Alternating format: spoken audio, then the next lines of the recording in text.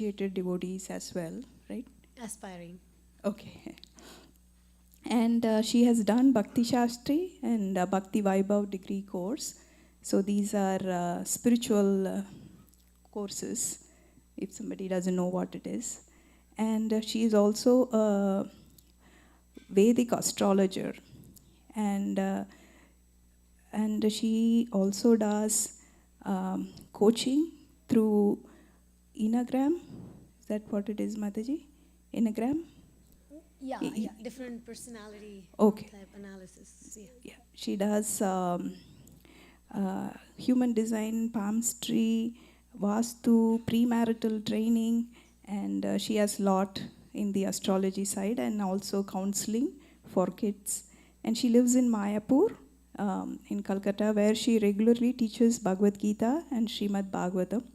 And she's the director of Village of Love NGO Charitable Trust.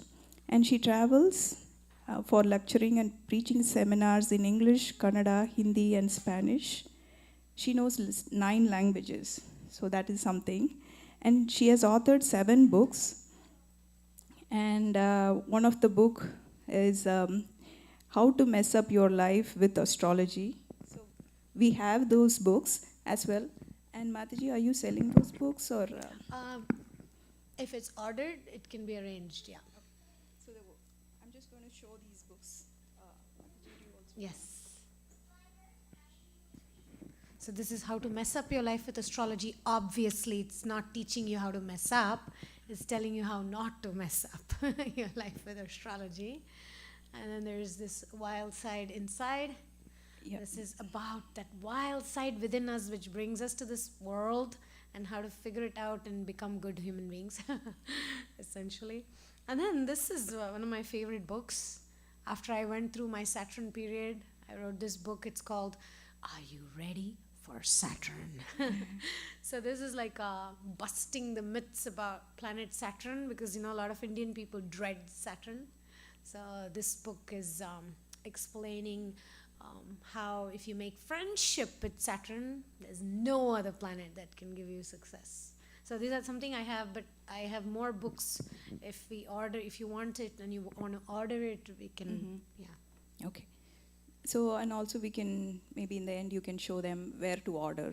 Yeah. Okay. And I think other interesting would be Get Ready for Married Life for Men, Get Ready for Married Life for Women. She has around 7 books. And we are very happy to have you, Mataji. So a lot of people commented from yesterday's class. It was wonderful. So for the first time, we are listening to you. Thank you so much. Thank you. Thank you so much. Thank you for coming. I'm very happy and glad to be in Seattle and have all of your Sangha. So I want to go over some slides from yesterday, because some of you came in later. So I want to give the context for today, because today's topic is going to be so interesting. If you find people and relationships interesting like I do, you might find something very useful to take away today. So thank you very much for joining us today. I'm going to start screen sharing.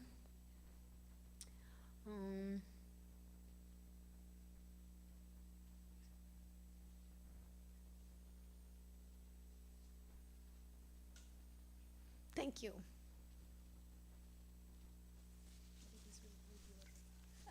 Yeah, maybe, or maybe not.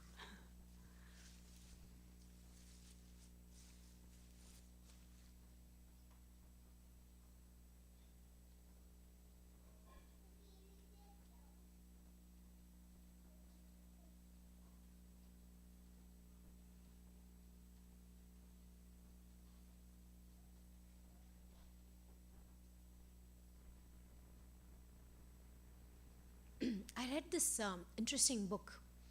It's about emotionally mature spirituality. Emotionally mature spirituality. This whole book was about whether as parents or as spiritual leaders, if we are not mature on an emotional level, it's impossible to be mature on a spiritual level. So yesterday we went over some slides about how to integrate spirituality and that emotional connection within our family, how to have both together. Yesterday I had one of the interactions, very interesting interactions about, one of the child has the experience that parents, they behave very nice in the temple with everybody. Hare Krishna Prabhuji, Hare Krishna Mataji, they're very patient. And then the kid was like, my mom doesn't behave like that at home. So we all wear masks. We call it masks, we want to look good. We want to be right. We want to be accepted in the society. But then when we go home, the mask falls off. And then all the other stuff comes up, right? When you squeeze orange, what comes out? Orange juice. When you're squeezed, what comes out? I don't know. So whatever is inside us comes out when we're squeezed. So one of our Vaishnavacharyas say that great devotees, when you put them through hard test, grinding them, I'm thinking of my Guru Maharaj, when he's put through hard tests, sandalwood smell is coming out. Because when great devotees are put through hard stone, they are so pure that their purity emanates. So this is the proof that every great spiritual leader is emotionally mature. So yesterday I was showing this slide about this tip of the iceberg. Oh, why I can't see? Here it is. Thank you, Prabhu. So this is the cause of Kurukshetra war. The issue may appear that it's territorial dispute, but actually people with issues was the real problem. Similarly, on the tip of the iceberg may be what we do spiritually, the tilak that we wear, and we may cover our heads, and we may wear big kantimala and tulasis, and we may wear very perfect saris or dhotis, or we may go on pilgrimages, we may do activities which are connected with spiritual tasks. But what is underneath that tip of the iceberg? How is our emotional sense of responsibility, maturity, when it comes to how we are dealing when nobody else is looking at us? When we are at home and nobody is looking at us, where is our grounding? What is it that I'm actually hanging on to? What kind of values are we giving to our children? So this forms essentially our emotional maturity. So without emotional maturity, spirituality is not sustainable. So today we will look deeper into topics such as, why Arjuna, he was very powerful, but emotionally he became weak, and all his sense of spiritual clarity also withered away. He actually became very weak. And then we saw how Duryodhan, being emotionally extremely immature, he wanted Krishna's army and not Krishna. Sometimes we want our children to be successful without understanding the concept of success. We don't want to give them the deeper values. We just want them to achieve the superficial tip of the iceberg. We're not actually giving them the underneath. So today, and we discussed yesterday about the journey and the destination, how both matters. If you focus only on the journey, and then you trying to make your journey so perfect, you forget the destination. And sometimes you focus so much on the destination that you may get delayed to get there because you're not focused on maturely dealing with our family and children, etc. So we found this guy at the crossroads, which path to take. And what was the conclusion? Anybody remembers which path to take? And Prabhuji here had asked a question yesterday about the path. What was the conclusion? Anybody remembers?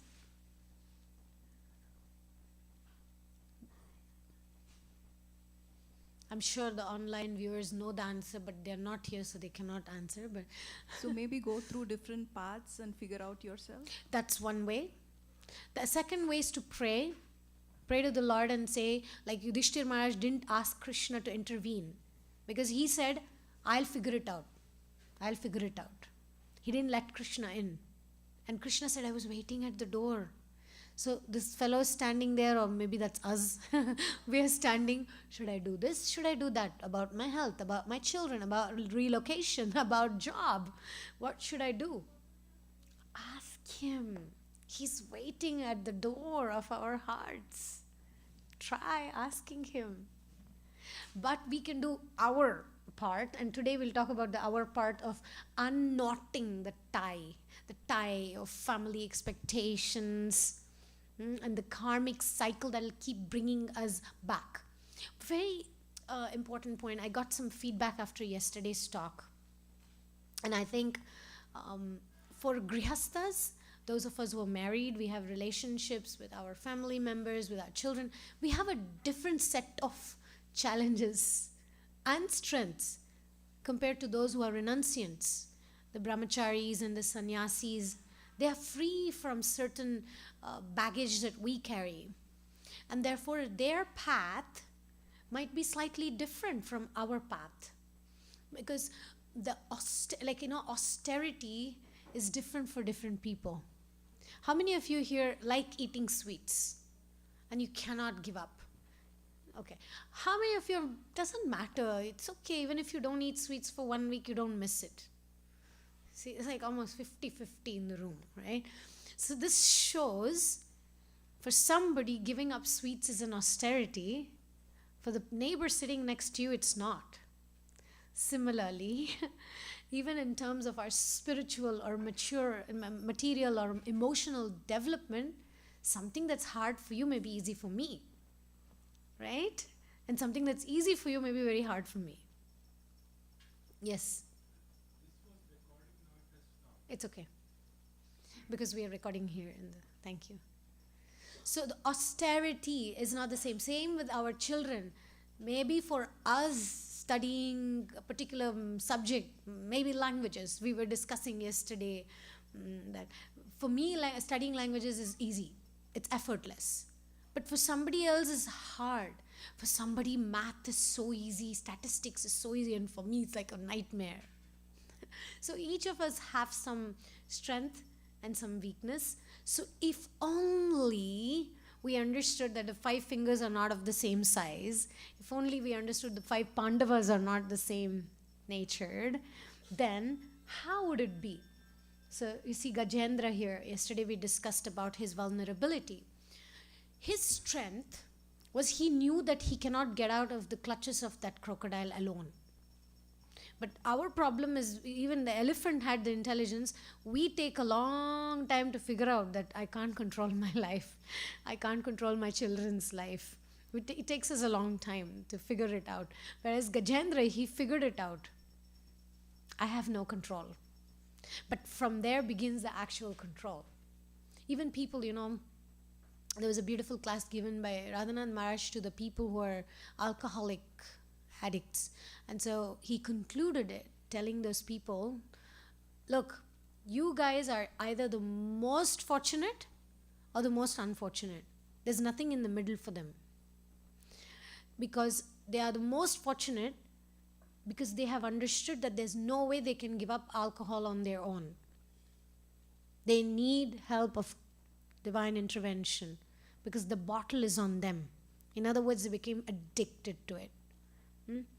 And they're most unfortunate because if they don't give up, they're going to die.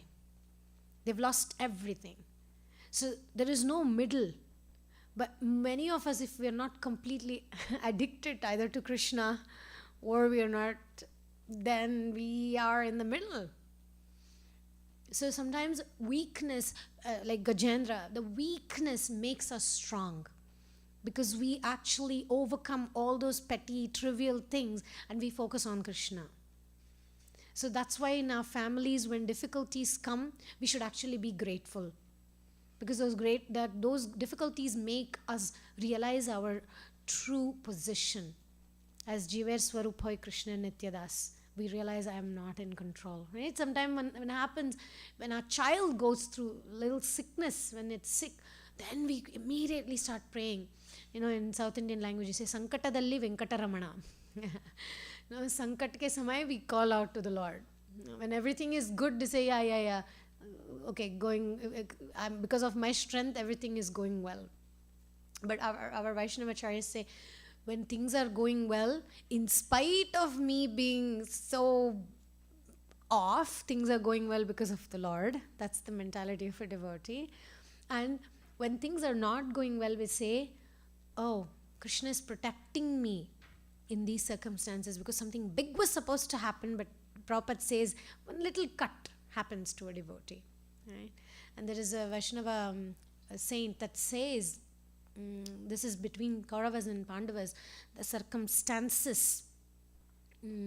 ಅರಗಿನ ಮನೆಯೊಳಗಂದು ಪಾಂಡವರನು ಕೊಲ್ಲಬೇಕೆಂದು ದುರುಳ Kaurava ಬಂದು ಅತಿ ಹರುಷದಲ್ಲಿರುತ್ತಿರಲಂದು ಹರಿಕೃಪೆ ಅವರಲ್ಲಿದ್ದ ಕಾರಣ ಹರಿಕೃಪೆ ಅವರಲ್ಲಿದ್ದ ಕಾರಣ ಘೋರ ದುರಿತ ಬಯಲಾಗುವುದಿಲ್ಲವೇ. I had been talking with one of my friends about different circumstances that were happening in their life and health crisis, and I was amazed to know how Krishna arranged for the right doctor, for the right treatment, for the right support, and the right mental and emotional situation. We can't arrange it. Even if you have a lot of money, you can't buy love and support and friendship, can we? I mean, you have lived in America for so many years, sacrificed your country, sacrificed your relationships with your relatives, and you're living here, and you know one thing, that money cannot buy affection, money cannot buy harmony, money cannot buy affection. So what can is something today I want to share with you. One tool that has helped me immensely. So we went over some examples yesterday of if we don't surrender voluntarily to circumstances that make us humble, we will get in Daksha position sometimes. Maybe brain surgery this was the beginning of brain surgery, when Daksha's head was cut off and he was given a goat head. Nobody is going to give us free brain surgery, but sometimes the ego needs to be replaced. So we discussed that, and this is Dhruva Maharaj, these are the Prachetas. So these are different examples of the fact that being emotionally mature is the key to spiritual success. If you want sustainable spiritual progress, we need to look within and see if we are emotionally mature. And if we are not, you will see it with your marriage, you will see it with your relation with children. Nobody needs to give us a certificate. We will feel it, whether we are emotionally mature or not.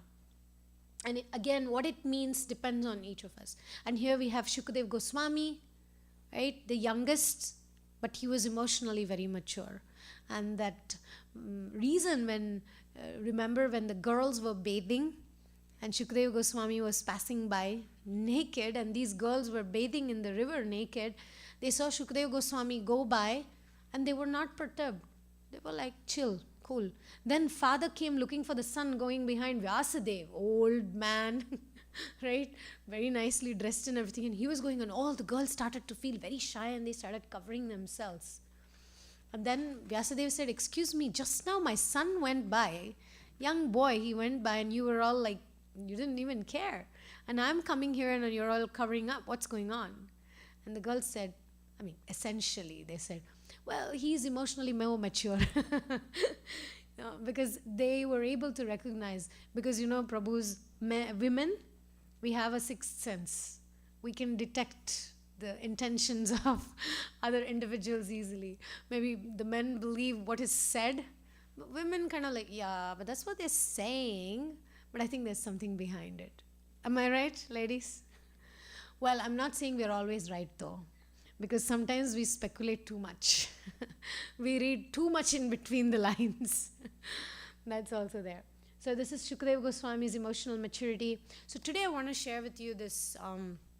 This is one of my professional tools in my toolbox that has helped so many people, so many devotees transform their lives.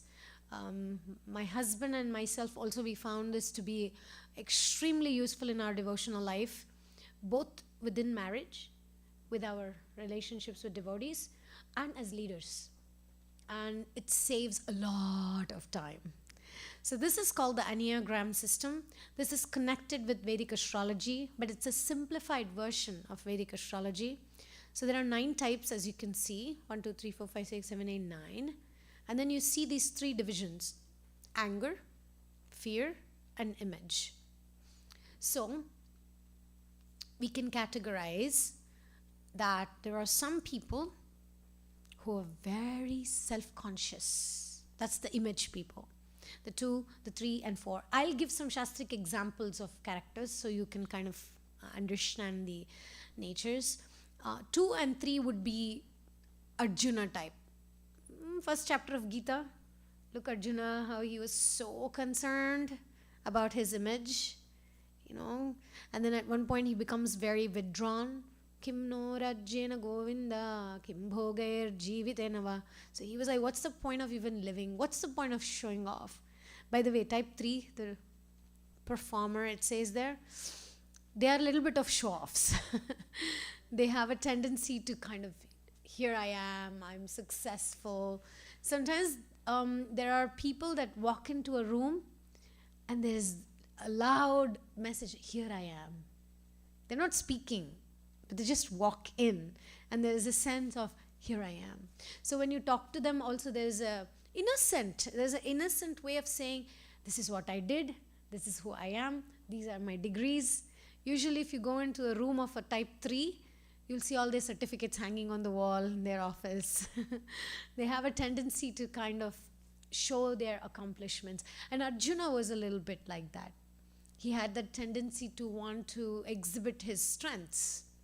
And what happens is, we all have our healthy and unhealthy sides. So in the first chapter of Gita, we see Arjuna becoming a little unhealthy because his image was going to get affected. And so when type 2, 3, and 4 feel that, especially if you have children who are type 2 and 3 and 4, they have a tendency to want to impress you. They want to please you. Type 2 are people pleasers. They want the parents to always say, very good boy. You try that with type 8, 9, 7, 6, they don't care about it. The kids who are not into image, by just saying very good, I'll give you a gift, it doesn't work with some children. They need something different. So these type give us motivation. What is our core motivation? So I'll share a little bit something in your own lives. You can actually detect maybe your parents. You can figure out what your parent is. And then you can also figure out what the child is. And then you can actually see what is the core motivation and what's the core fear of every type. So the type, we are starting with Arjuna type, right? The image is all these 3, the type 2, 3, and 4. So for them, the core, for a type 2, the core issue is, I want to be loved. I want to be useful. This is a core motivation. So when you have a child who's always useful and helpful at home, says, can I help you, mother? Right? Not all children are like that, but some children are like that. Can I help you? And I have a friend, she has a 4-year-old and he's a type 2. Every time the mom is sick, maybe the husband is upset, but the baby will come with, not even hot, but warm water and tries to put the tea bag and brings it. Mama, I hope you feel better. And of course, it's not exactly the tea that she wants, but the nature of the child is already, 4-year-old. Mama, I hope you feel better. So then comes and then he does that to the mother, So that's a type 2 child. And then the same parent has another child, and that child is a type 8. The leader, the boss, says, Mama, you shouldn't get sick like this. You should learn to take care of yourself so you don't end up in this position and put all of us through just eating sandwich in the kitchen. And then the child didn't only do that. The child went to the father and said, Papa, I think it's because of you that Mama is sick. So some children have a very challenging nature, like this type 8s. Type 8s have a tendency to just put the hand on the table and say, this is the way things should be done. Very expressive, very open. Now, type 3. Oh yeah, the type 2, you know what's the core fear of a type 2? Huh? Anybody? To feel useless. Like I'm not useful, or to be unloved. So if you have a child who's a type 2, and if you make that child believe that you're not worthy or you're not lovable, it stays with them all life. But if you tell a type 8, you're not worthy, you're not lovable, they say, I don't care. I don't need to be loved. I'm not born to be loved. I'm already lovable. So the 8s never have a doubt about feeling loved and not loved. So it's not that, you know, parents, you learn over time when you see your children growing up, intuitively you know this is my child is like this, you understand the natures. But today what I'm proposing is understand your type first. As a parent, what is your core motivation and what is your core fear? Based on that, you can be a type 2 in Sattvagun, Rajagun and Tamagun. For example, a type 2 in Tamasguna would be victim. I did so much for my children and they are not grateful. They do a lot, but Tamasguna is about like becoming like a victim. And then in Rajas Guna, type 2 will do everything but will have a manipulative expectation. I'll do things for you and then you should do for me. Like there's an expectation. But in Sattva Guna, 2s are, no, where can I be useful? How can I help you? Without an unconditional way of helping. If you are a 2, you might want to look, there is a website, I can give you the link. There's a 9 levels of being a 2. The 3 levels are Tamas Guna, 3 levels are Rajas Guna, and 3 levels are Sattva Guna. It's, you know, we talk about becoming pure devotees. So becoming a pure devotee is not the same thing for everyone. Like I said, different people have different austerities. For somebody to tolerate imperfections of others is your austerity. For someone else to not be so useful and not be loved by everybody is your austerity. For somebody waking up in the morning is an austerity. For someone else to speak up when the right time comes is an austerity. For someone else to keep quiet is an austerity. So if you go through this Enneagram types, you will see how you can become emotionally mature. And then we'll talk about pure devotee. Because first we need that basic ground to stand on. Otherwise, you know, we can go into Tamas Guna thinking that, oh, I can never be like that Maharaj or like that Prabhu. Because they are maybe sannyasis or brahmacharis, they have their own path of renunciation. And we are avoiding our responsibilities to be emotionally mature within our families. And we are using that as an excuse and saying, I'm not doing those things they are doing and therefore I'm not good enough. And we are escaping from our responsibilities of taking responsibility emotionally. Am I making sense? Or am I just, okay. So I hope you can look at your situations. I can't just say this is your difficulty or this is your challenge. You have to figure it out yourself as an introspective process. But what I'm proposing is we are not all the same. It's not the same path for all of us. Just consider that. So type 3, the core need is to be successful. Core need is to be successful.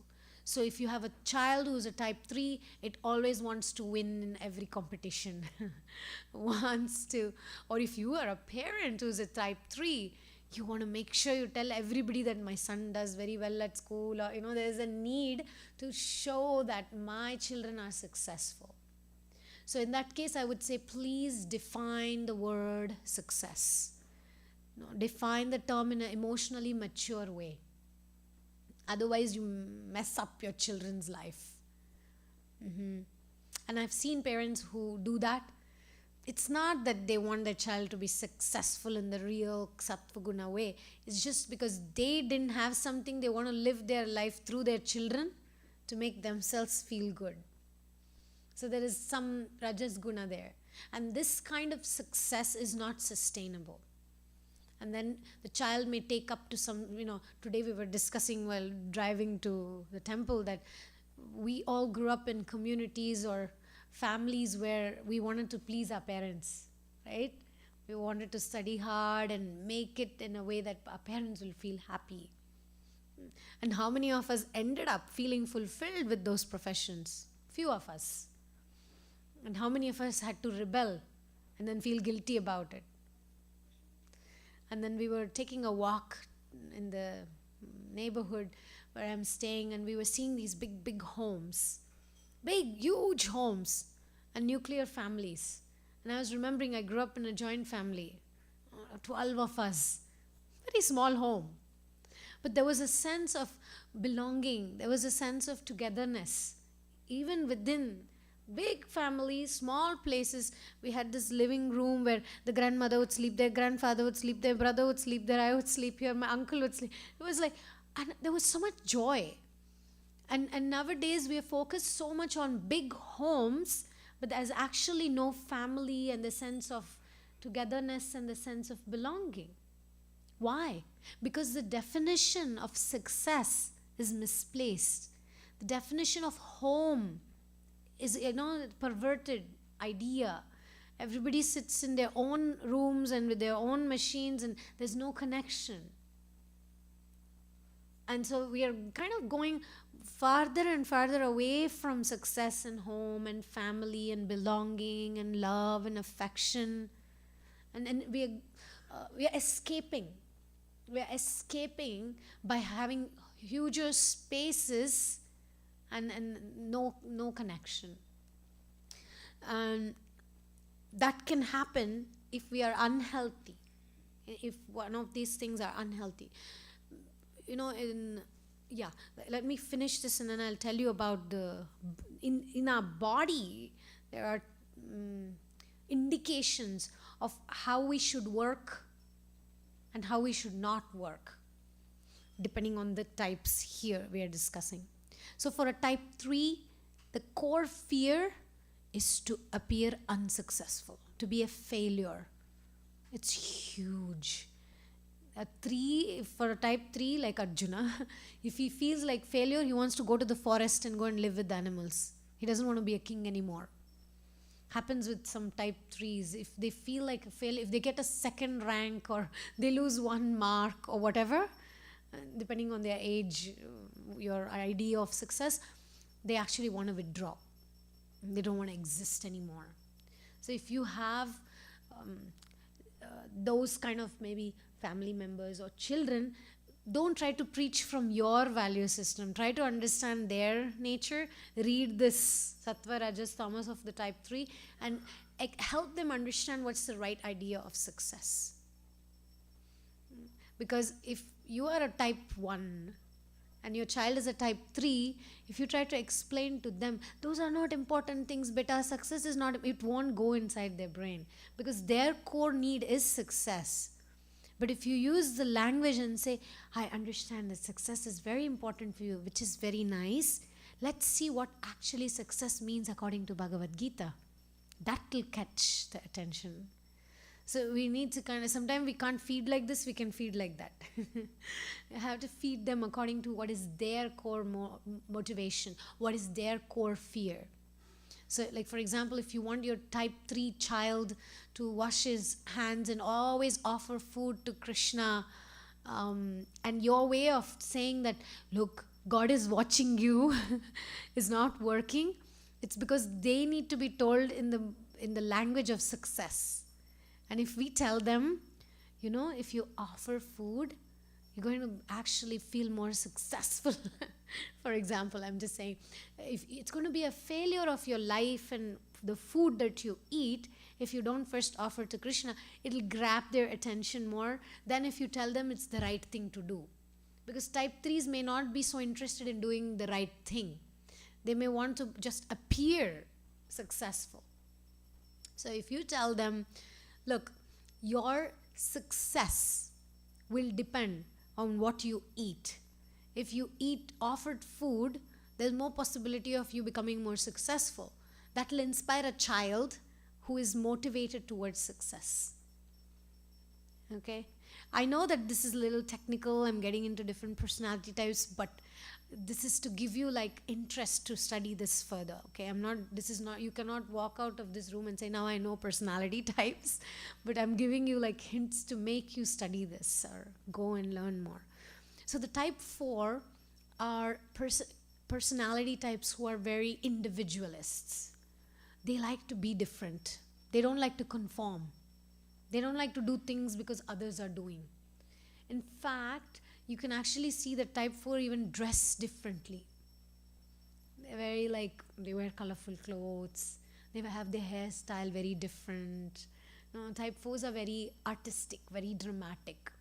And they're very much emotional in nature. So for them, how we can inspire children who are type 4 is to tell them your unique way of experiencing life can be through whatever the values you want to give, because they like being unique. If you tell them this is the right thing to do, it won't inspire them. If you tell them you'll be very successful, people will appreciate you, it won't inspire them. So we need to, even you might be a type 4, so you need to look at and see what makes you unique. And every type has a Krishna conscious arrival at that. What is unique for us? Our relation with Krishna is unique. Nobody has a relation with Krishna as you do. We all have that unique relation. So for a type 4, the core motivation is to be different, to be unique. It's a core need they have. So if you push a type 4 to do something and it's not unique, they will not do it.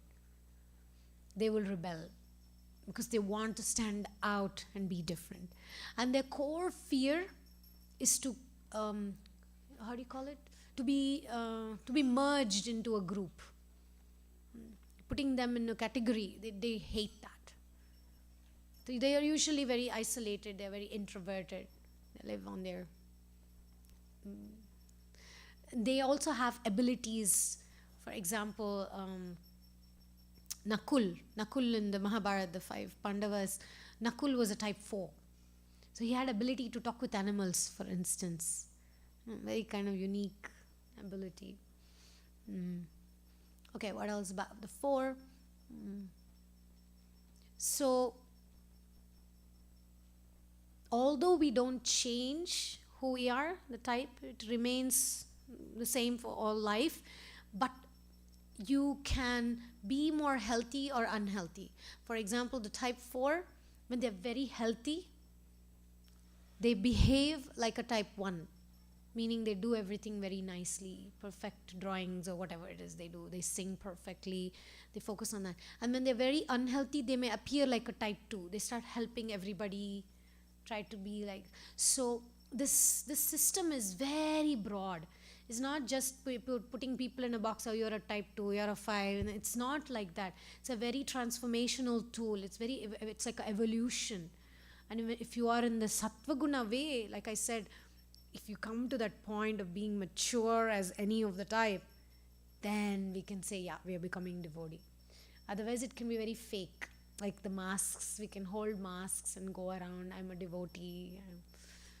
So for every type, your chanting is good or bad depending on which type you are. For some type, chanting loudly may be a success. For some other type, no, it's more about your absorption and internally how you're feeling. For a type 4, for instance, it's not about chanting without thinking about anything. For a type 4, it's about, I'm feeling so sad. With that sadness, they can chant amazing rounds. Focused chanting does not mean that nothing else comes to your mind.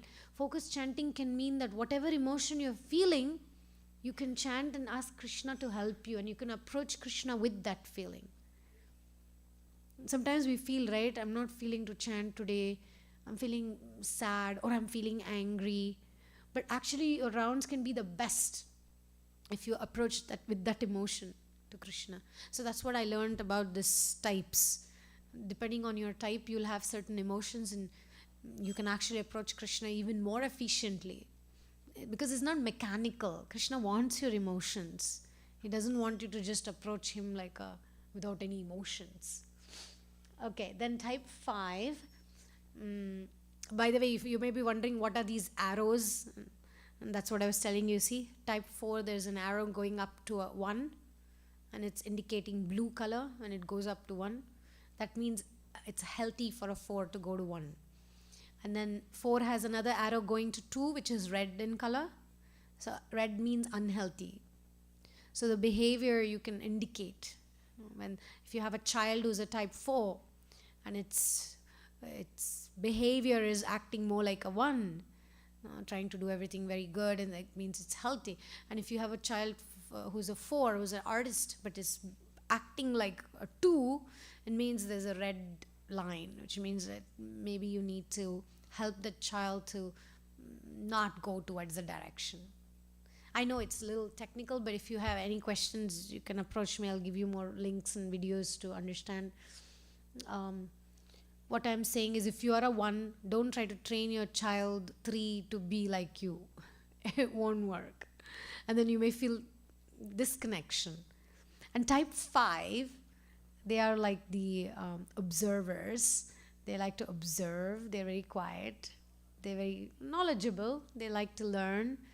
And it's very difficult for them to take a stand. If you give them a microphone, they'll shy away. They may know a lot, but they don't want to speak up. So type 5s are like that. So the core need for a 5 is to know. They want to know. I want to know more. And the fear of a type 5 is to not have enough knowledge. So core motivation and fear are usually the opposites. And then for a 5, going to 8 means to be a leader. It is very healthy, but usually it's the hardest thing for a 5 to go and take a stand and say, this is what I want. Okay. Then type 6, they are the loyalists. No? They follow the rules. They're very like, and for them the core need is security, to feel secure. And the core fear for them is to feel unsafe. Some children are always like, oh, maybe I'll catch a virus. Oh, maybe that will happen. No, I don't want to go. It's raining today. I'm going to get sick. There's some kids or even adults, they're constantly fearing that something goes wrong. That energy is the energy of that 6. Is like the planet is the Venus. Venus is always about comfort, security. And then we have the 7. 7 are the enthusiasts. They're always enthusiastic about everything. They're the most fun kids to be around. They're always jumping around, always very enthusiastic. So their core need is to have fun. And their core fear is to be bored. Do you ever get bored? Yeah. Some people are afraid of being bored. Maybe like right now you're bored with this class. Maybe you're a type 7. And then type 8 are, I told you, they are the leaders, the Bhima. Bhima is 8. Duryodhan was also 8, by the way. So Duryodhan is like an unhealthy example of an 8. And Bhima is a healthy example of an 8. Because when Krishna said, bow down, Ashwatthama's Brahmastra is coming, Bhima was able to bow down. Because he listened to Krishna. Although he's a challenger, he didn't want to. He said, I'll face it, let it come. But then Krishna said, come on, let's have respect. And he said, okay, fine. So that's Bhima. And Bhakti Siddhanta Saraswati Thakur was also 8. I mean, no wonder he's called Lion Guru. He just challenge everybody, challenge all the Mayavadis. That was Bhakti Siddhanta Saraswati Thakur. He wouldn't take nonsense. Just speak his mind. No fear. Srila Prabhupada was also a type 8. Call everybody fools and rascals. Only Prabhupada could do that and get away with it. So we don't have to imitate because everybody has their natures, but it's important to understand the core. And for a type 8, the core need is autonomy, freedom. They don't like to be told what to do. And their core fear is, again, being controlled by others.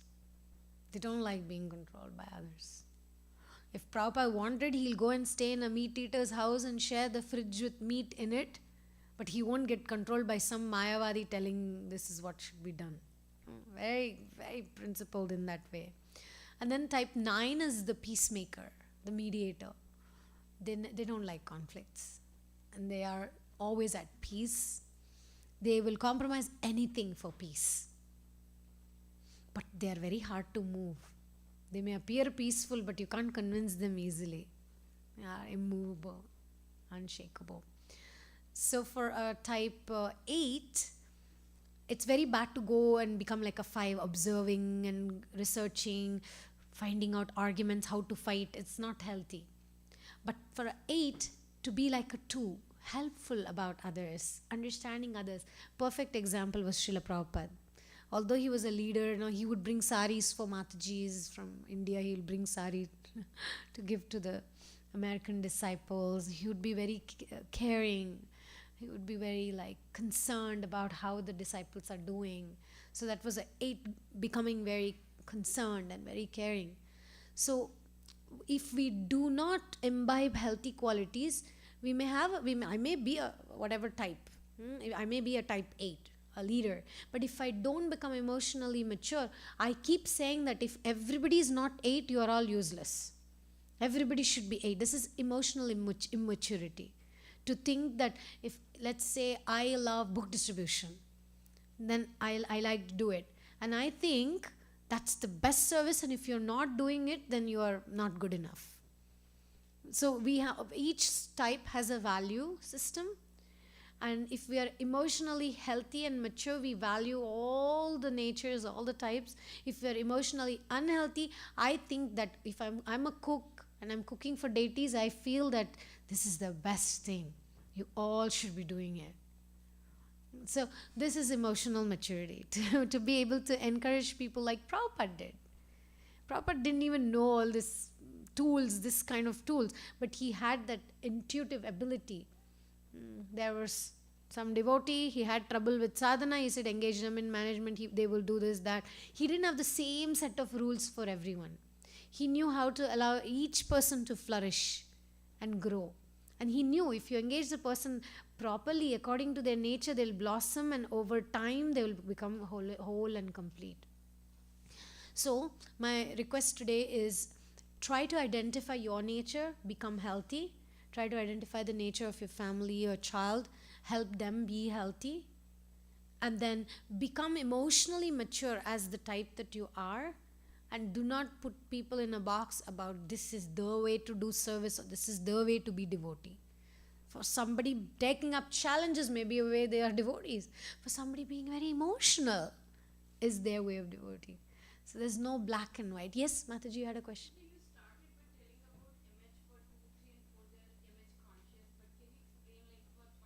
Thank you. So 5, 6, and 7, as you saw, their core motivation and fear are based on fear. The fear, everybody has fear, by the way. Everybody has image, everybody has fear. But primarily, so 5 is afraid of not knowing enough. Okay? And 6 is afraid of not being secure. 6 likes secure options. And then 7 is afraid of being bored. Okay, so there is a core aspect is more about fear. So for example, if you go and tell a 7, hey, people will not like you if you do this, they say, I don't care. Because they don't have the image issue. But if you tell them, if you go there and get stuck in that Radha Govinda Mataji's class now, you'll be bored, they'll not come. So the 7 has a tendency to they don't like to get stuck. They usually like to sit near the door so they can exit. They like to have options to not be bored. And then there's anger. Again, we all have anger. But 1 and 8 and 9 are predominantly, one's anger is directed inward. And they cannot process their emotions. They don't usually get upset with others, but they put it inside. And the type 8's anger is out. They appear always angry and upset. You may have some people around in your life that if you talk to them and say, why are you angry? You're always angry. They say, come on, anger is just energy. So anger is an issue for type 8. They're always angry. Always. Anything happens, they immediately kind of get upset. Type 9, you won't see anger on the outside. But it's something internal.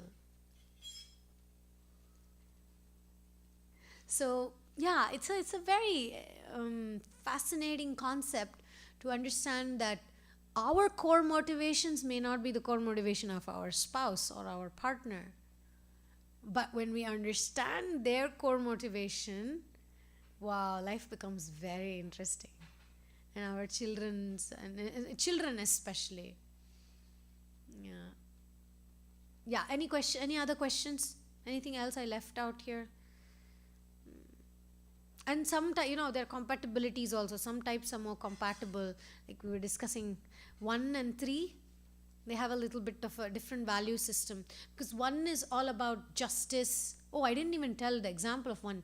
1 is Yudhishthir Maharaj, being righteous, doing the right thing. Nobody will be watching, but he will do the right thing. That's type 1. But they are the most, how do you say, they struggle the most because they really see everything that's wrong in the world, everything that's wrong with the individuals. Beginning with the clean room, to clean consciousness, to how somebody is relating to you, to the motivations. Because they are programmed to be the best judges. Yamaraj is type 1, to determine what is right and what is wrong. Justice, very much. So one struggle a lot in this world, because this world is filled with unjust things. This world is filled with, you can say, even impurities and imperfections. So ones are very allergic to that. So they have to take a lot, they have to tolerate a lot. It's quite tough to be in the mind of a 1. And one of my friends who's a 1 said, well, those rules are for myself, don't worry about judging you. Because they want everything perfect. Like, they won't go to sleep unless their room is perfectly organized and the kitchen is in a perfect shape and they're cooked in the perfect manner. So everything has to be perfect. But this material world, it's a struggle for the type 1s. And Yudhishthir Maharaj, he was that, perfectionist. He didn't want to lie, he didn't want to be immoral. It was a huge struggle for him. And the only way was he had to listen to Krishna. You know how hard time he had. And when, what's that? Ashwattama hataha kunjaraha. When he had to do the whole, he couldn't lie. So he just said, kunjara. He just said very softly the word elephant. So that's Yudhishthir Maharaj. Huge struggle between justice. So it's hard to find that peace. So for a 1, you know what's healthy? They're supposed to go and have fun. They're supposed to smile, and they're supposed to be enthusiastic and just forget about the imperfections. And one of the remedy, Jai Shri Shri Radha Niramada ki, Jai Shri Shri Ram Sita Lakshman Hanuman ki, Jai Jai Shri Shri Jagannath Baldev Subhadra Sudarshan Chakra ki, Gaur Nitai ki, Lakshmi Nrsimhadev Bhagavan ki, Jai Srila Prabhupada ki, Gaura Bhakta Vrinda ki. So in that Gaura Bhakta Vrinda, how many personality types are there? If you read Chaitanya Charitamrita, you'll find it. Some are type 8s, some are type 4s. There are different personality types. That's the beauty of Krishna consciousness. So I was saying something and then before the altar was... Huh? Type 1s, right? Yudhishthir, and then what else I was saying? Also Bhishma was type 1, trying to do the just and righteous things. But in this material world, we can't do that. And like I was saying, they don't express that anger outward. So that's why ones can have health issues, because they put it in, they suppress it. So they need to have fun, I was saying, yeah. They're supposed to like chill and relax. That's the most difficult thing for a type 1 to do. Usually the unhealthy thing for a type 1 is to go to 4. You see the 4? They become emotional. Oh, why they're doing it in this way? Why it's supposed to? Then they become emotional. It's not. So they're supposed to be like, go to 7 and have fun.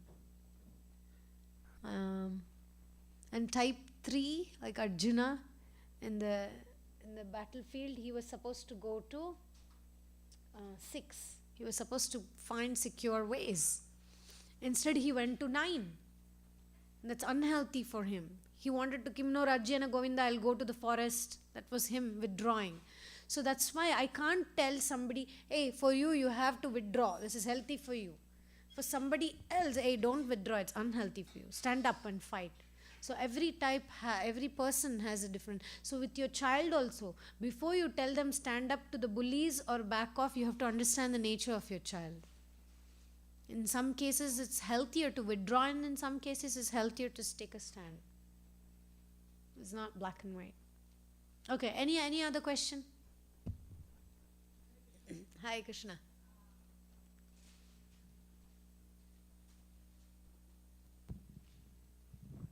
Mataji, as you mentioned, the kids has different personalities. Do we get to understand that just like, the 3 constitutions in Ayurveda, Vata, Pitta, Yes. Kapha. So are all the personalities can be a possibility in one person and they take over? So how do you understand that? Is it like defined from past samskaras, or because as we grow older, some of the things by experience. Right? So how do you understand? Like, for example, you said one example that if you are asking for the kid to offer to the Lord, and you're kind of giving them that, you get to ask Krishna whatever you want, but that's what happened in India for the most of the time, where we all, at least in my case, go to altar and ask anything you want, and when you know that it doesn't work that way, then there is a trust factor. So how do we take care of those situations? Yeah. And how does a kid, as they raise, including us, right? Like our nature when we are teenagers versus as an adult, we have grown and we have seen certain life, to know that, this will work, this will not work. And this comes back to your yesterday's speech where you said you need to judge people. Yeah. So how can we put these together? How do you put all these masalas together and make it a khichdi? Yeah. So you asked me 4 questions. Right. So the first question, we'll start with the last one. Sure. You said about we should judge. Judging. So the word again, judgment, we can judge in Sattvagun, Rajagun and Tamagun. Yes. Bhagavatam says, Gunadamat Anukroshan Gunadikan Mudam Lipset. It means the judgment should be based on, if somebody is superior to us, we judge that they are superior. We don't just say, we are all of the same age in this yatra, we are all just friends, Sometimes we see, we may be aged the same, but somebody may be superior in knowledge. Somebody may be superior in wealth. Somebody may be superior, whatever, right? There is that element. So Bhagavatam doesn't say just be blind and think, everybody is equal. That's impersonalism. Personalism means we recognize, we appreciate. Oh, they are more wealthy. Krishna has blessed them with wealth. Radharani is very pleased with them from something from their so when we recognize that, we are also blessed. So we should judge. They are superior in that way and appreciate. And we are supposed to be happy for them. Bhagavatam says we should be happy for them. Then guna damat anukroshan. But if we see that somebody is behaving inappropriately or less, let's say they are less wealthy, less knowledgeable, they don't even know verses of Bhagavatam, they don't know songs of the acharyas, let's say. Instead of saying, "Hare, they don't know," we actually show compassion. We actually say that, oh, somehow I was fortunate, I learned these things and maybe they didn't have a chance to. So we don't not discriminate. We do discriminate, but with compassion. And then if we see somebody who is worthy of friendship, we very eagerly go and make friendship with that person. And we help each other. Because if we don't have this discrimination with superiors, with those who don't, and with friends, what's the point of devotee association. What does Sangha mean? We can't associate with anybody irrationally, because some people may be gossiping and spreading wrong rumors. We don't make friendship with them, right? And some people may be qualified and we want their Sangha, then we put some effort. And we teach that with our kids too. We don't say don't discriminate. We show them how to discriminate in a Bhagavatam way. I also thought that we're not supposed to discriminate, but actually Bhagavatam says we should. But we should discriminate in a high-class way. If we don't discriminate, then how will we be in a right association? That's kind of very fanatic, black and white to say don't discriminate, Bhagavatam says discriminate, but wisely. Okay, then going back to your other question about, I never said go to Krishna and then tell the kid that they will get it. I never said that, just to want to clarify that. What I said is every type can be inspired to worship Krishna based on their core need, the core need or core motivation. I meant success, Mataji. Yeah, I didn't say go to Krishna, Krishna will give you success. I said if somebody values success, we teach them that approaching Krishna is the greatest success. Okay. I put it in that way. I didn't say you should say if you go to Krishna you will be successful. No, we should teach that going to Krishna is success. It takes little intelligence to give that. But you're right. We were given a little bit of Rajas Guna perspective of worshipping God. A little bit of that religiosity tinge, not so much spirituality. Our Indian upbringing is not so emotionally mature spirituality. It's a little bit of blind faith, superstitious. If you don't, we think as if Krishna is like us. If you don't worship him, he'll get upset with you. Krishna is not insecure God. He could become a chariot driver to Arjuna, Partha Sarathi. Arjuna would keep his feet here. It's not like Krishna didn't know and say, hey, what did I get myself into? He knew very well. He doesn't have any inferiority complex. He's like, I can handle it. I'm God, but I can also drive the chariot. And in fact, when Rajasuya Yagadalli Rajeshwara, when Rajasuya Yaga happened, Krishna, the Supreme Personality of Godhead, we are all reading, right? Bhagavatam, Bhagavad Gita. That Krishna, what was his service in Rajasuya? Do you know? What was it? Exactly. He was washing the feet of all the guests, the kings, and he was, wow, whoa, Krishna. And he also cleaned up after prasadam. He cleaned up the plates. You know why he can do that? Because he doesn't have inferiority complex. And nor does he have superiority complex. We get stuck thinking this is less, this is more. He doesn't. So then, Mataji, your question about how do we figure out, thank you, Prabhu. How do we figure out, that was kind of blinding my eyes. How do we figure out? It takes a while, but as a mother, you will start having feelings and instincts and you start working out. But if you can figure out the types and study it, it will make your motherhood much easier. Especially training them, giving them the value system based on Bhagavatam by their nature, and to not feed them our values, because it's for us it worked, it doesn't mean it will for them. And if you especially want long-term good relationship, it'll be worth it to study the types, to understand your type, to understand their type, to see the difference. Then you'll be able to explain things according to their nature. So there are many, there are tests, but if the kid is very small, it'll be hard to do the test. But if you just look at these things, anger, image, fear, it'll be quite easy. Even when they're 4 or 5 year old, you'll already figure out if they belong in anger or image or fear category.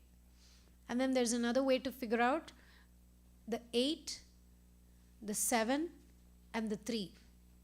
Okay, the 8, 7, and 3, they are assertive. They don't have a problem to ask for what they want. They're bold. They're very bold. That is another way to figure out. If 3 will be very Go for what gives me success. They go out, reach out. And 7s are again very enthusiastic. They make friends very easily. They're very bold. And type 8, they will stand out anywhere. So that's one way. And then 1, 2, and 6, they're compliant. Usually they go along. They won't stick their head out or won't withdraw. They'll go along as much as possible in the family, like that. And then there is 5, 4, and 9. They're withdrawn. They keep to themselves unless really called for. So these are some ways to figure out. Otherwise, you can always approach a professional who can help, And we use in our career orientation, I'm a career counselor in our school in Mayapur. So this is one of our tools we use.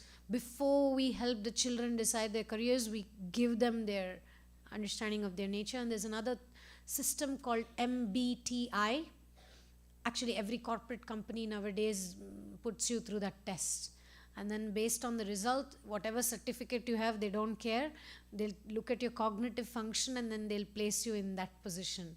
Because they know that your cognitive function will get actually you to get work done and be in that position. So these are all different things we see to see if the kid will be happy in that career, if that's their nature or not. Okay, anything else? Mataji, did I leave out anything? No. Was okay?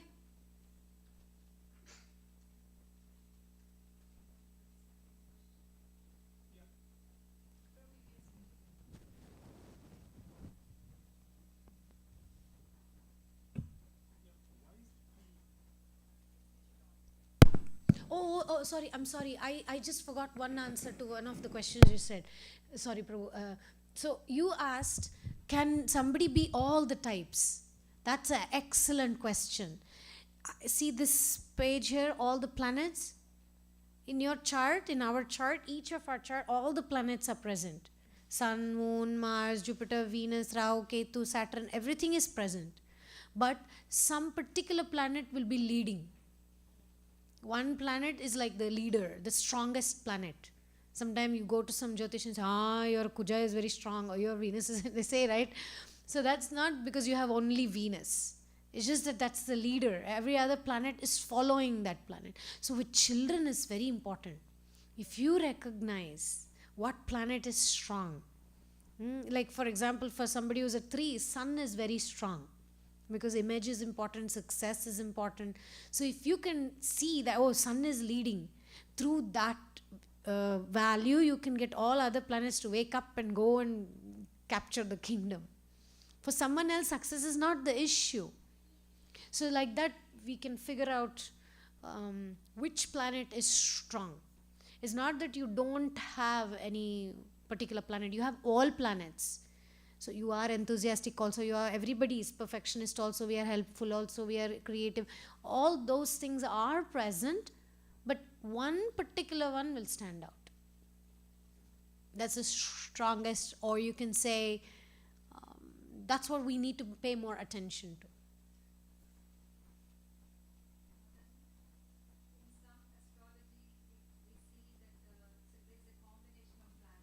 Right. Yes. Yeah, it's the same with Enneagram also. Somebody can be a 2, like Arjuna was a 3 with the 2 wing. For example, he was not just a pure 3. He had that 2 wing. So every type can have a wing. We call it wing in this technical terms. But like in astrology, somebody can have a good sun also, good moon also. Somebody could have good strong army also, and the king is strong also. I have one other presentation, maybe I'll present that another time. It's called the kingdom of your life, and there are different areas of your life, and how every area of your life is ruled by a Krishna's incarnation. Rupa Goswami says there's a rasa behind every planet. So there's an emotion behind every planet. So yes, combinations are also possible. See, it's not so black and white. There's a lot of mixture there. There's a lot of relationships with planets. But it helps to understand, especially your children. what planet is leading. And my grandfather used to say, if you understand who in your kingdom is strongest, then you can use your brain to wake up all other planets to follow it. Otherwise, we keep expecting. See, there's another system called human design, okay? I studied human design as well. So 60% of the population are what we call as generators. These are the people who have inexhaustible energy. I think our temple here in Seattle is a good example of lot of devotees who are like inexhaustible energy, right? Generators, go there, distribute the food, cook and wash and clean. Generators, right? So most of the world runs with the energy of the generator. Literally, if we have a kid who's a generator, we tell the parents, please, this kid will not go to sleep unless their energies are exhausted. So engage them, get them busy. But not every kid is a generator. Some kids are projectors, some kids are manifestors. There are different types. So who are the children who are not generators, they don't have that kind of energy. They may not be so much into sports. They may not be so much into physical activities. For example, Obama is not a generator. He's a projector. He's not the kind who has that kind of physical energy. He's more like, the visionary, the planner. He had that kind of energy. So there are in the body centers indicate how we are supposed to live, how we are supposed to work. So usually if a projector tries to live like a generator, that person will get sick. And if a generator is not engaging their energy to work hard, they'll get sick. So there's all this science, to prepare ourselves to be in the right kind of lifestyle, right kind of profession, engaging our... And some people are supposed to speak up, use their voice, and when they don't, they literally have thyroid problems, etc., because they're not using their design to express. We Indians, somehow I always say, Indian education system, those of us who grew up in India, we were taught what to think. We were not taught how to think. We were taught, this is what you should think, and then, so we kind of got accustomed to that. But fortunately, the American system for our kids here is more like they're taught how to think. But the truth is somewhere in the middle, right? Think according to Guru, Sadhu and Shastra, but learn how to think. That would be the best. But there are so many tools. If you want to raise your children in that way, there's so many tools to raise them in an emotionally mature way so that they can become spiritually mature. Please don't push your children to become spiritually mature if you are not emotionally mature. And don't live in this myth, oh, I'm not a good devotee because I'm not doing what that sannyasi or that brahmachari is doing. You're doing great for what a grihastha should be doing. Be grateful for the personality type you are, for the association you have, for the capacity and grace Krishna is giving you. Start from there. Otherwise, we are empowering that sense of lack. I'm not good. They are good because they're doing that. Come on, they may be generators or somebody else may be manifesting. You don't need to. We can be the best version of ourselves. And you can't teach your children to be the best version of them and love themselves if you're not loving yourself and your job and your life. We can't teach our kids, right? Can we?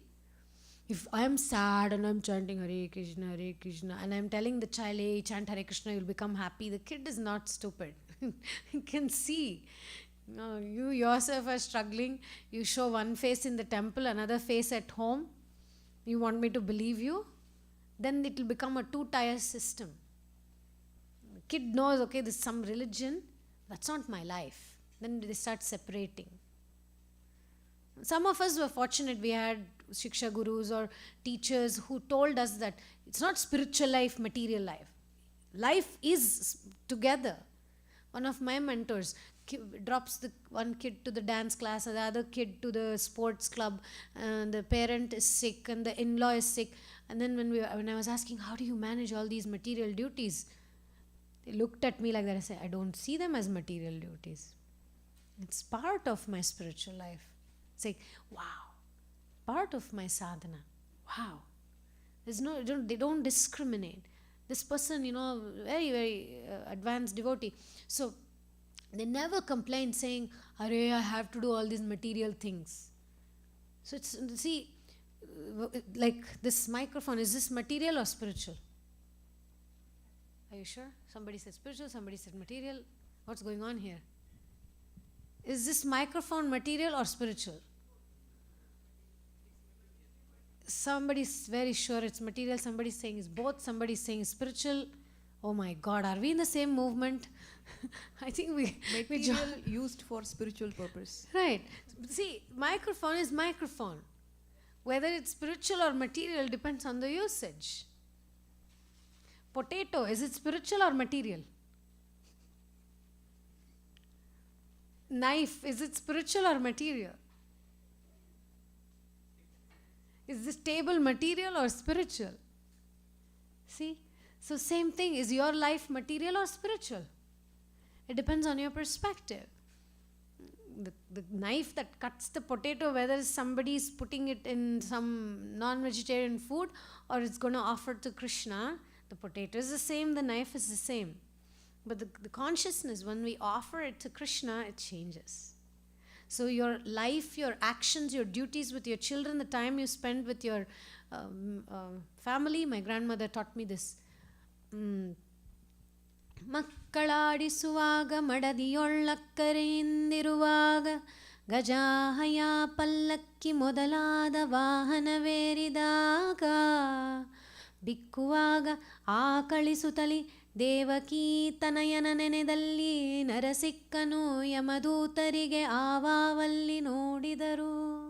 So it's a beautiful remembrance. It says whether you are having hiccups or you're having, what is it called, yawning, or whether you're intimate with your family members, or you're going on a chariot or on a horse or on an elephant or an airplane, or whether you're enjoying palatable food stuff, if you can remember the son of Devaki, if you can remember Krishna, every activity you're doing gets spiritualized.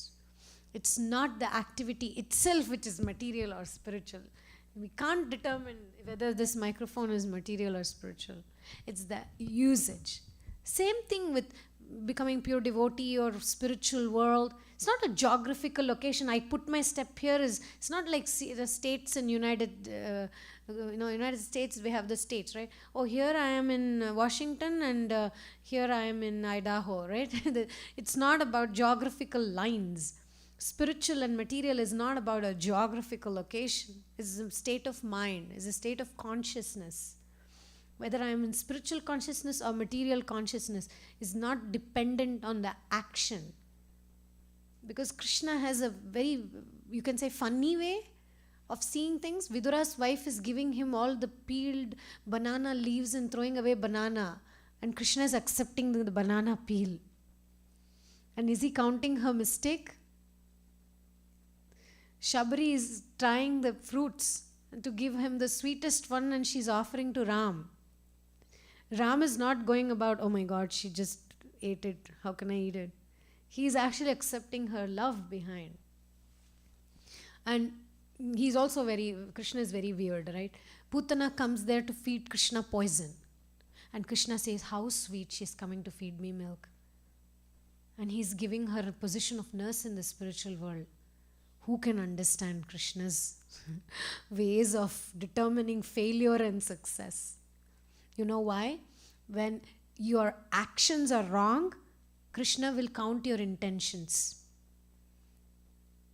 And if your intention is wrong, Krishna will count your actions.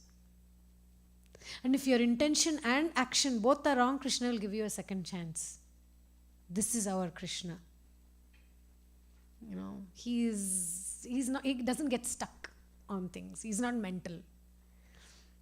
He's not like, why did you do that? We are the opposite. If intention is right and action is wrong, then we will focus on right, whatever we focus on what is wrong. The husband forgets the birthday and next day he comes up with 2 gifts and say, but you still forgot yesterday. But Krishna is not like that. He's the opposite. And when the action is done, they say, yeah, you got me the gift, but you don't really love me. I mean, that's usually wives, we kind of complicate things, right? If the intention is right and action is wrong, we'll focus on the action. Right? So Krishna, we think that Krishna is like us, but Krishna is not like us. He doesn't determine our actions based on, he understands. He's a person. He's not a machine. He doesn't say, how many hours were you on the bead bag? Or, he sees our intentions. He sees our motivation. He's Bhavagrahi Janardhana, right?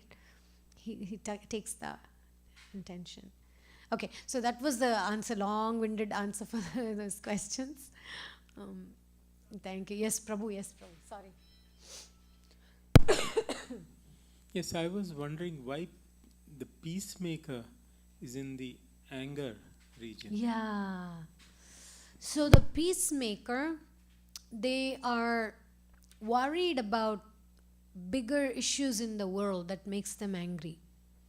They are not usually upset by small things in life. What is actually upsetting them are huge things like poverty or bigger issues of this world that makes them angry, injustice. It's very hard to make a type 9 angry. It's very hard. But when the type 9 feels anger, it's very deep. It's something bigger in there. So externally they are peacemakers, but internally there's a war going on inside them. There's something to be like resolved. It's a good question. We have some, gurus within ISKCON. There are each type of gurus. For example, Shivram Maharaj is a type 1. If you've seen his publications, everything is perfection.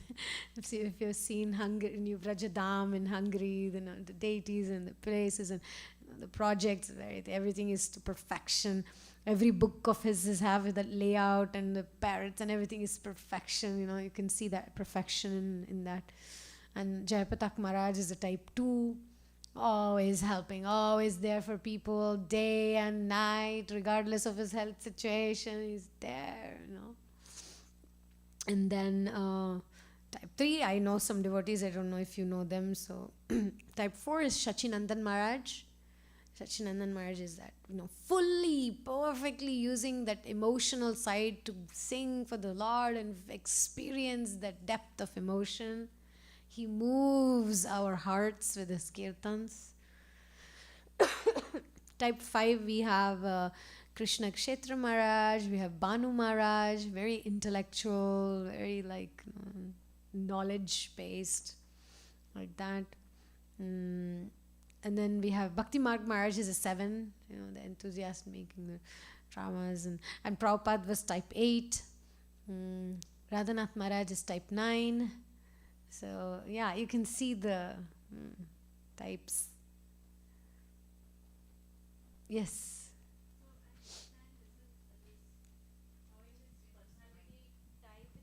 Is useful for kids, right? Just wanted to know how is it useful for adults? It's not just helpful for kids. First of all, we cannot help kids unless we understand our type.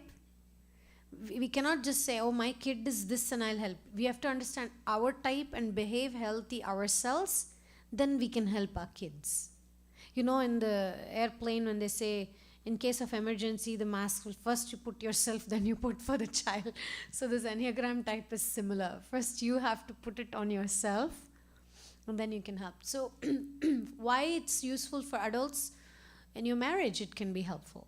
In your friendships, it can be helpful. If you wonder why I keep ending up with friendships that don't work out, maybe there's some pattern in that type that we're not behaving in a healthy way. So it can help us to understand. If you want to know how Enneagram types can help devotees, I would say anartha nivritti. Understanding this will help our anarthas. How you can identify what's your anartha, and if you want to work on it, is very easy. I mean, easy meaning it's simple but not easy. Yeah. It takes time. It takes time. Usually, within our Hare Krishna movement, we focus very much on Artha Pravritti. We talk about exalted stories and pure devotees. Everything is like on that platform, right? We discuss, it's very attractive. Artha Pravritti is about the great things. But we don't focus so much on the Anartha Nivritti. We don't focus on pulling out the weeds. So this is almost like a slap on the face. We may run around. I did so much devotional activity. I've been chanting for 25 years. I've done that, this. But as soon as this Enneagram thing comes up and you look into the mirror like, oh my God, I have all these anarthas. How long can we push the anarthas under the carpet? It will come out in close relationships with parents. It will come out.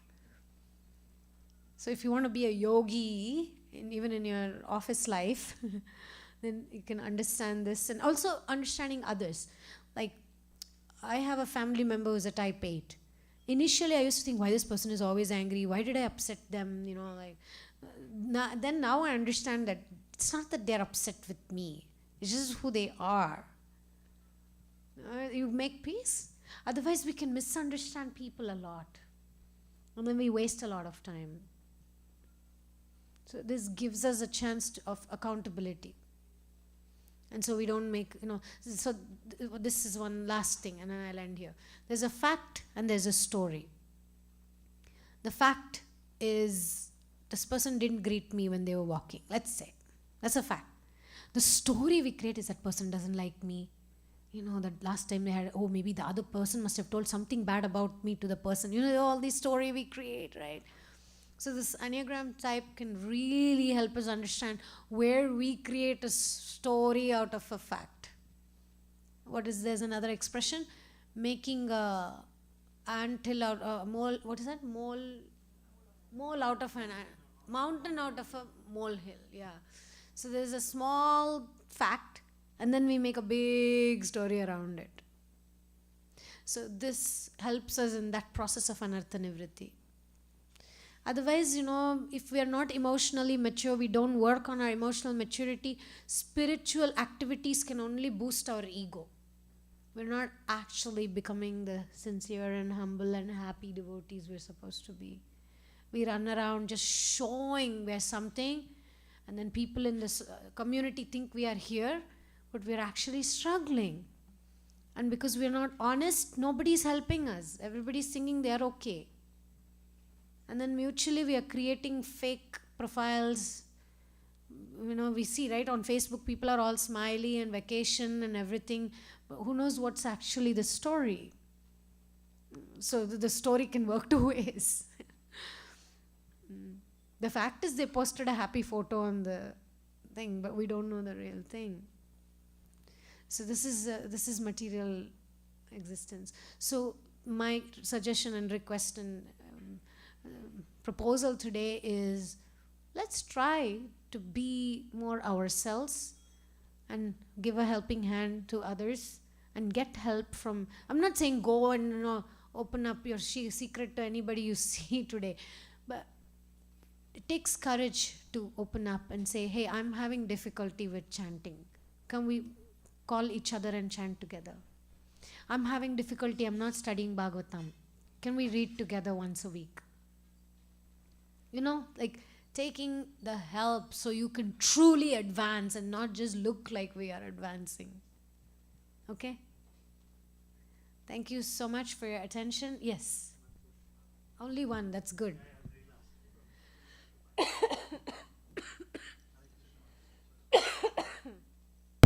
Hare Krishna Mataji. First of all, great session. Thank you for that. One quick question for beginners like us. It is easy to identify between these three traits, like, whether I am Right. anger or image or fear. Right. But then once we identify, for example, image, it is much more difficult, whether I am 2, 3, 4. Is there an easy way, to identify further, like I'm 2 or 3 or 4? You would be a 2 with the 3 wing. Yeah. Well, that's the easiest way. Ask an expert. But there are tests that you can take. If you go to TRUITY, it's a website, and then you say Enneagram free test, It'll give you, and then it'll ask you a bunch of questions, you answer it, and you will get the result that you're a 2 with the 3 wing. But with your question asking and like that, I figured out that. So yeah, sometimes you can do this test and then it'll give you a couple of options. Then you go to that website, Enneagram Institute, you read through both the types, and then you'll say, yeah, I'm more of this. Usually we are not one, we are usually a mixture. Yeah, because you look like a person who wants to be useful, who likes to be liked by people, you like to serve. At the same time, you also have a tinge of you want to be successful. So it seems like, both. So you read both types. And then you can see which level you are at. And then wherever you find yourself, try to reach the next. Don't try to become another type's healthy version. Become your own type's healthy version. Yeah, thank you. Mataji, you mentioned that there is maybe your website or somewhere else, each type has a Sattva-guna, Rajoguna, Tamaguna nature. Yes. So can you share that, where is that available? Okay, let me just see if, yes, I have internet. Let me just go there right now. Another question. Mataji, you mentioned a lot of places about being emotionally mature Yes. to grow in devotional life.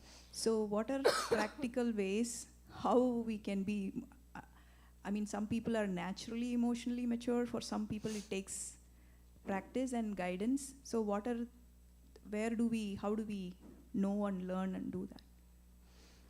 The best way is to be with emotionally mature people.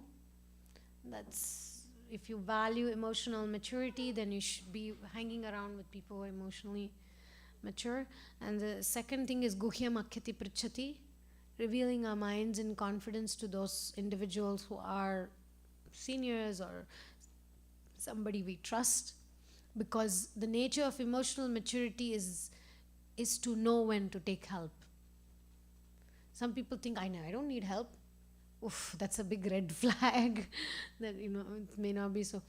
Some people are very intelligent. It's just that we don't become vulnerable to take help. Then it becomes hard. And then the third thing is, I know it sounds very, but it's a third. After these two are done, be helpful to those who are in need. Because the best way to become emotionally mature is to help others. But you can't help others unless you are a person who's able to take help. It's not, because it's not sustainable. So these three. Be with emotionally mature people, take help when it's the right time, and be of help, be of service. Get out of your own mind and your own self and be available to others for service. That is the way the cycle of emotional maturity works. Anybody else wants to share any other suggestion about emotional maturity, how to become emotionally mature? And you can also read this book. It's called Emotionally Mature Spirituality. So who's the author, Mataji? I can send you the link. It's a priest, he's a preacher who had years of experience of not being so emotionally mature and realizing that spirituality doesn't work if we are not emotionally mature. I think every ISKCON leader should read this book. It's very much about, here, this book, this website here, as you see, enneagraminstitute.com. If you go there and then you click on the 9 Enneagram type descriptions and then you go to the reformer. I call the perfectionist. There are different names for, like type 1 is called the reformer. See, the rational, idealistic type, principled, purposeful, self-controlled, and perfectionist. That's why I keep saying perfectionist. See, the stress, when they're stressed, they go to 4, means they become emotional. And when they're growing, they go to 7. They chill, they relax. And then when you go down, see all these things, it comes here. Basic fear is of being corrupt, evil, defective. And then when you go down, there is this levels of development, 3 levels of healthy. This is, I would say, pure devotee levels. If you can be here, the top is becoming extraordinarily wise, discerning, accepting, topmost. And then there are average levels, dissatisfied with reality, high-minded ideals, crusaders, advocates. And then there's unhealthy. See this? Becoming condemnatory toward others, punitive and cruel to rid themselves of wrongdoers, severe depressions, nervous breakdowns, da da da. So that's like unhealthy. So if you go there, every type they give this levels. Then you can read this, and then you recognize where at least we should be at average as devotees. And you see, you will feel it. You feel, are you fulfilled in your life? You'll feel if you are healthy or not. And then you can compare your partner. But don't go around telling, hey, you're unhealthy, this. Be careful to not judge, okay? Okay. So any other questions? All right. Thank you so much, Mataji, for the wonderful class. I think everybody is like ready to sit for another hour. Nobody wants to leave. So, so we feel that you are a wealth of knowledge, wisdom, astrology, and all areas which are so interesting, and people want to learn, hear more from you. Thank you for taking time to talk to all of us yesterday, today, and we loved. So we can say 3 Hari Bols for Mataji. Thank you. Hari Bol, Hari Bol, Hari Bol, Hare Krishna.